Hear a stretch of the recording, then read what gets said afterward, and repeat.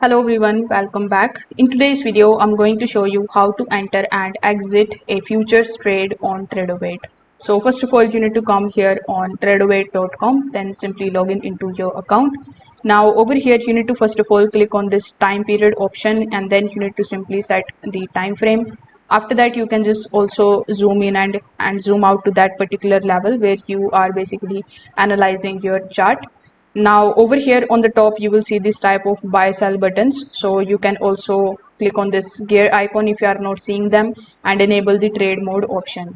Now in order to enter into the trade, you just have to simply, based on your analysis, simply click on the buy at the market price or the sell at the market price.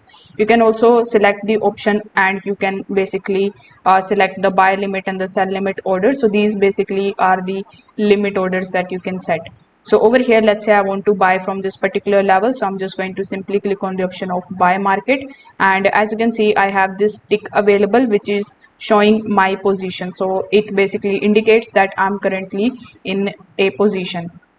So if you are not seeing it, you can just simply click on the option of chart settings, and over here you can select the option of fields and orders and make sure that all of these are selected to show all.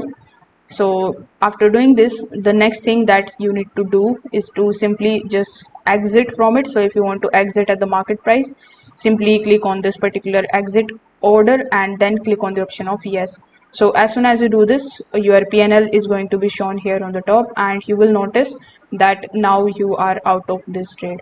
You can also click on the cross icon right next to the trade that you are in, and you can also then again close that particular trade. So that's how you can enter and exit the futures trade in Tradovate. If this video helped you out, consider subscribing to the channel and liking the video. Thanks for watching.